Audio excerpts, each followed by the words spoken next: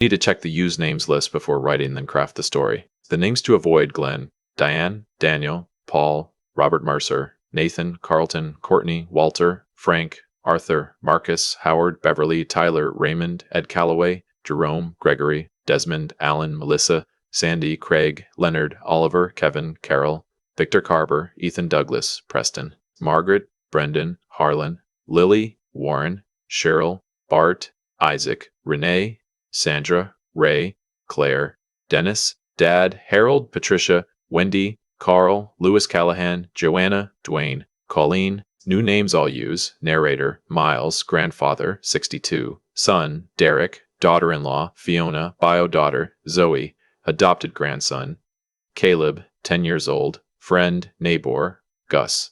The first time I realized something was genuinely wrong, I was standing in my kitchen at 11:30 on a Tuesday night, pouring the last of a lukewarm cup of coffee down the drain, and my phone lit up on the counter. It was a text, not a call, a text, which told me right away that whoever sent it didn't want me to hear their voice. It was from my son Derek. "Hey Dad, just wanted to let you know we're heading out Thursday morning.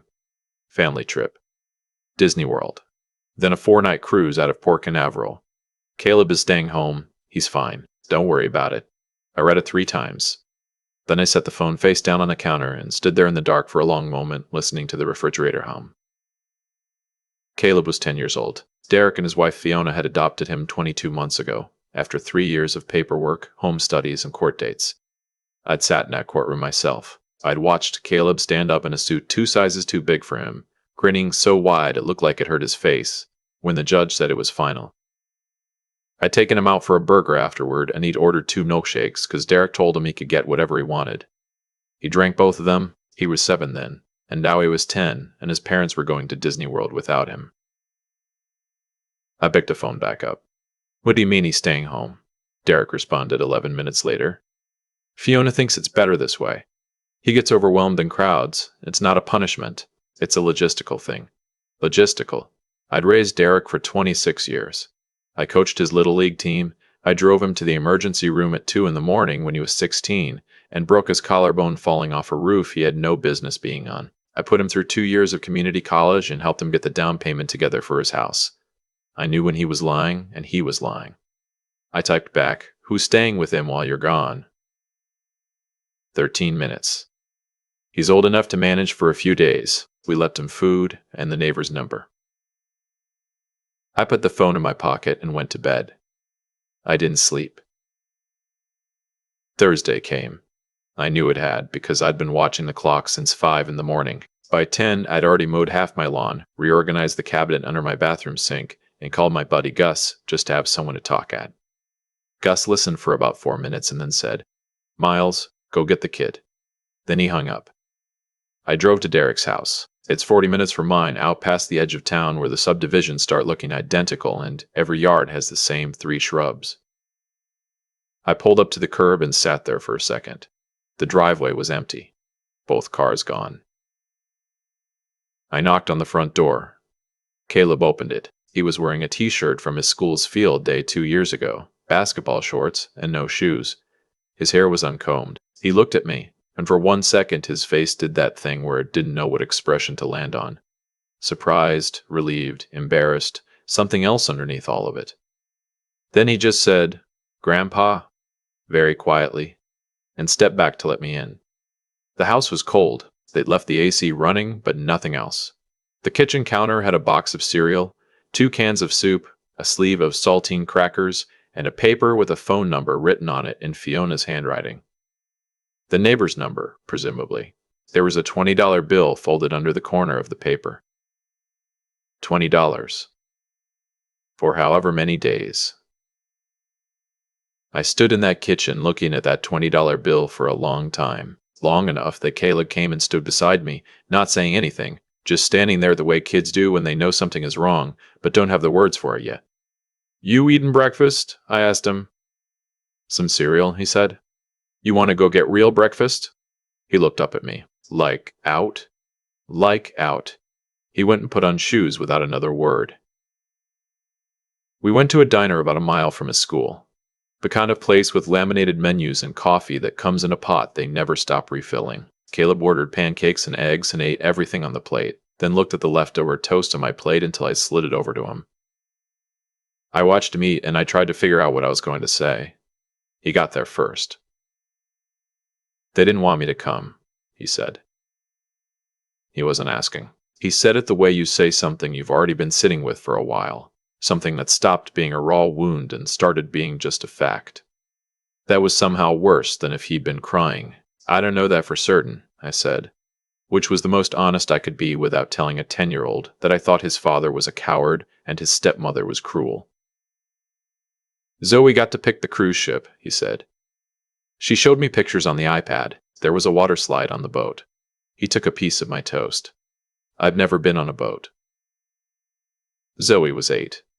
Derek's biological daughter from before he met Fiona. Fiona had come into the marriage with no kids of her own, and they decided together. Or so Derek told me at the time, that they wanted to give an older child a home.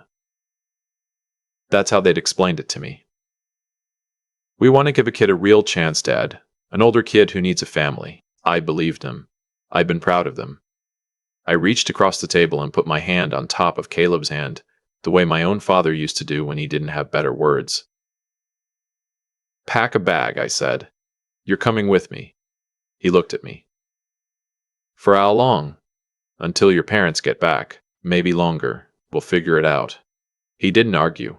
He didn't ask if it was okay. He just nodded and looked back down at his plate, and I saw his jaw tighten the way a kid's does when he's trying very hard not to let his face do something embarrassing. I paid the check, and we went back, and he packed a backpack. He packed it in about 4 minutes, which told me he'd done it before, or at least that he'd thought about doing it before. I've been retired for 3 years. 31 years as a civil engineer, long enough to know how to solve a problem without panicking. You assess, you plan, you execute. You don't make decisions when your hands are shaking. So I drove Caleb back to my house. I set him up in the guest room with the TV remote and the Wi-Fi password. I made us both sandwiches for lunch. I let him show me a video game he'd been playing on his tablet for 2 hours while I sat beside him on the couch and actually watched. And I asked questions, and he explained things with the kind of patient detail kids use when they're happy someone is actually listening. And then, after he went to bed at 9:30, I sat at my kitchen table and made a list. First, I called my brother-in-law Terrence, who'd spent 30 years in family law before he retired. I didn't ask him for legal advice exactly. I asked him what questions I should be asking. He talked for 45 minutes. I took notes on a legal pad, the kind with the yellow paper. By the time we hung up, I had 4 pages. Second, I looked up Derek and Fiona's adoption decree. I had a copy in my filing cabinet. I'd asked for one when the adoption was finalized just because I'm that kind of person. I read through it. I looked at the specific language around parental duty, around neglect, around what constituted abandonment of a minor under Florida statute. $20, a box of cereal, and a neighbor's phone number. I'm not a lawyer, but I've read enough contracts in my career to know when something meets a threshold. Third, I called my daughter-in-law's mother, Fiona's mom, Vivienne. We'd always gotten along fine. 2 people on the peripheral edges of the same family, showing up at the same holidays, making small talk at the same birthday parties. I told her what I'd found. I kept my voice flat and factual, the way you do when you want someone to hear the information and not the emotion. There was a long silence on her end. "I didn't know," she said finally. "I believe you," I said. She told me Caleb was going to be staying with a friend of Derek's. "No," I said. "He wasn't." Another silence. "Then, what do you need from me?" "Nothing right now," I said. "I just thought you should know." I didn't sleep again that night. But it was a different kind of not sleeping. Not the helpless, circling kind. The kind where your brain is working. Derek called me Saturday afternoon. He was cheerful, in the way people are when they're performing cheerfulness. Slightly too loud, slightly too much energy. "Hey, Dad, how's it going?" "Good," I said. "Caleb and I just got back from the batting cages." A pause. Short, but I caught it. "Oh, you went and got him?" "I did. I told you he was fine, Dad. You didn't need to, Derek." I said his name the way I used to when he was 16, and I needed him to stop talking and listen. "We're going to have a conversation when you get home." "Not now, when you're home." Another pause, longer this time. "What kind of conversation?" The kind where we sit at a table and talk like adults about what happened this week. I kept my voice even. Enjoy your trip, we'll talk Tuesday. I hung up before he could respond. Caleb was sitting at the kitchen table eating a bowl of cereal. His choice this time, not because that's all there was. He looked up at me. Was that my dad? It was. Is he mad? I thought about how to answer that. He's going to have some things to think about, I said finally. Caleb considered that. Okay, he said, and went back to his cereal. They got back Tuesday evening. I drove Caleb home because I wasn't going to do this any other way than face-to-face. Derek and Fiona were tan. They had that loose-limbed, slightly dazed look people get when they've spent a week doing nothing harder than deciding which restaurant to go to. Zoe ran up and hugged Caleb when she saw him. The kind of unself-conscious hug 8-year-olds give before they learn to be careful about things. Caleb hugged her back. He was good with her. He'd always been good with her. He'd always been know Zoe was upstairs. We sat down in Derek and Fiona's living room. I'd been in that room 100 times, holidays, birthdays, Sunday dinners. It felt different with a folder in my hand. I put it on the coffee table. Derek looked at it. What's that? It's some information I put together, I said. The adoption decree. Florida statutes on child welfare and parental duty. A summary of what Terrence walked me through. I looked at Fiona. I also spoke with your mother. Fiona's expression changed. You had no right, she started. Fiona. I didn't raise my voice. I never raise my voice when I mean something seriously. I came home to find a 10-year-old child alone in a house with $20 and a box of cereal. I had every right. The room was very quiet. Derek leaned forward, elbows on his knees. He had the look of a man running calculations. Dad, we didn't think it would be a big deal. He's 10, he's not a baby. He's a minor. He's legally your dependent, and he's a child you promised a court and a judge and a social worker that you would care for. I paused.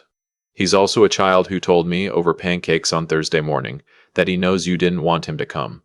Not that he wasn't allowed, that he knows you didn't want him there. Derek looked away. That's what I need you to hear, I said. Not the legal part, though we will come back to that. I need you to hear that your son, has already decided at 10 years old that he is less than. That he is the one who gets left, that the boat has a water slide and he'll never be on it. Fiona looked at the window. Her jaw was tight.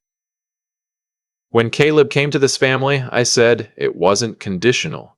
You didn't adopt him provisionally. You didn't adopt him with an asterisk. You stood in a courtroom and you said he was yours. I tapped the folder. I need you to decide, seriously and permanently, whether you meant that, because if you didn't, if you cannot honestly say that Caleb has the same place in this family that Zoe does, then we need to have a different conversation. One that involves some other people. Are you threatening us? Fiona said. I'm telling you what comes next if nothing changes. I looked at her steadily. That's not a threat. That's information. I think you're smart enough to know the difference. Derek put his head in his hands. We sat there for a long time. I'm not going to tell you that Tuesday evening fixed everything. Life isn't a 30-minute sitcom. Fiona didn't suddenly become a different person. Derek didn't come to me with tears in his eyes and say he understood. What actually happened was a long, uncomfortable silence that eventually turned into a longer, uncomfortable conversation, the kind that went in circles before it started going anywhere useful. But some things shifted. Caleb started having dinner at their house more consistently, not every night. Derek and Fiona were still working things out between themselves, and I wasn't naive enough to think 4 pages of notes and one hard conversation had rewired 20 years of the way Fiona was put together. But I kept showing up.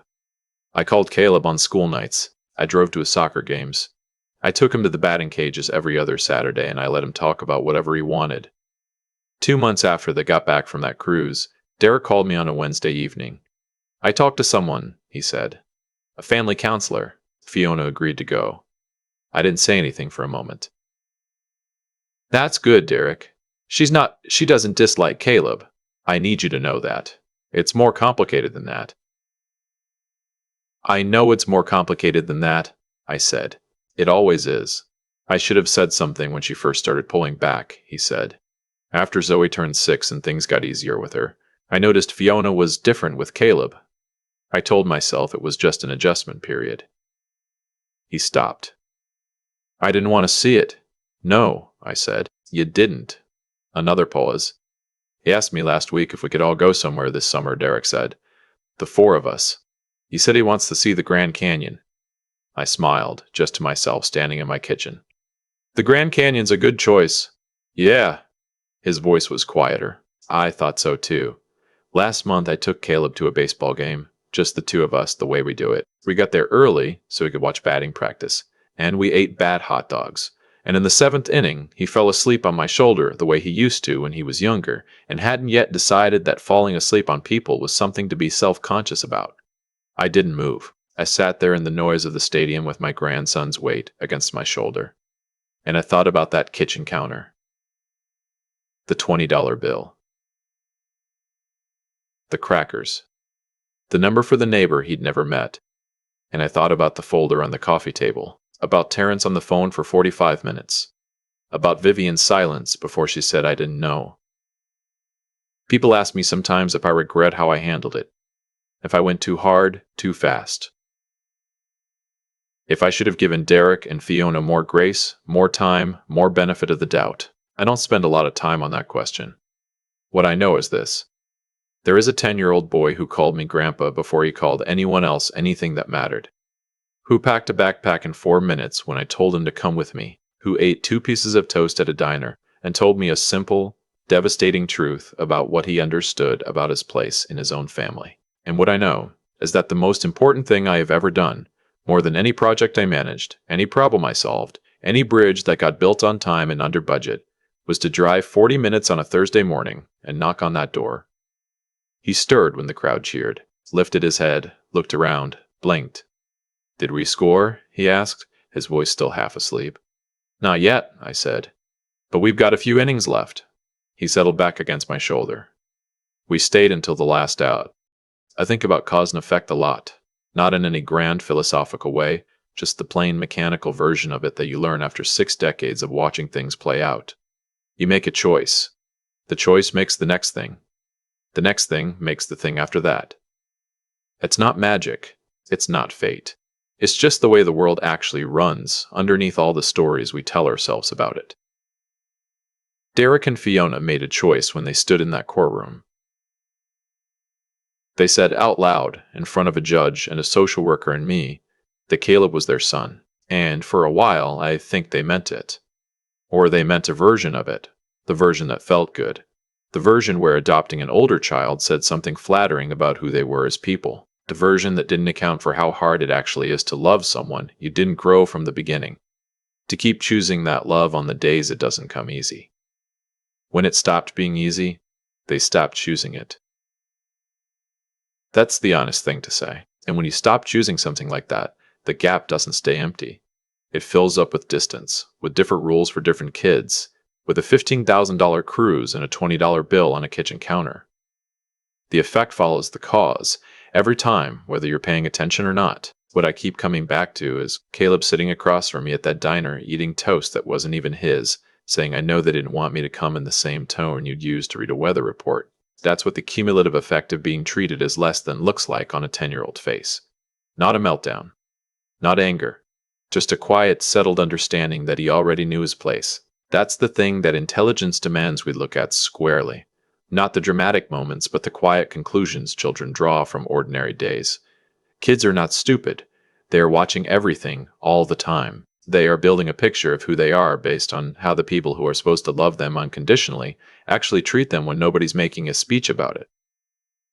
What I did that Thursday wasn't complicated. I drove 40 minutes. I bought pancakes. I said pack a bag, but the moral clarity behind it. The decision that what was happening to Caleb was not something I was willing to watch from a distance and feel bad about. That took something. It took being willing to make my son uncomfortable, to put a folder on a coffee table in a room where nobody wanted to see it. To have the conversation that the people in that room had been carefully avoiding. Moral courage isn't dramatic most of the time. It mostly looks like deciding that the hard conversation has to happen today, not later. That later is where children get quietly shaped into people who believe they don't deserve to be on the boat. Caleb is going to be fine. I believe that the way I believe in things I can affect, rather than things I just hope for,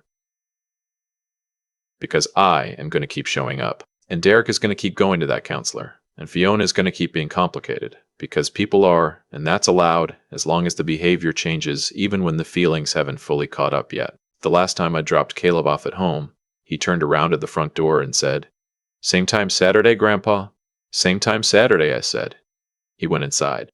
I drove home. That's how it works. You keep showing up until showing up becomes the thing they count on, until it becomes the foundation under everything else. You don't wait to feel ready. You don't wait for it to be easy. You just go knock on the door.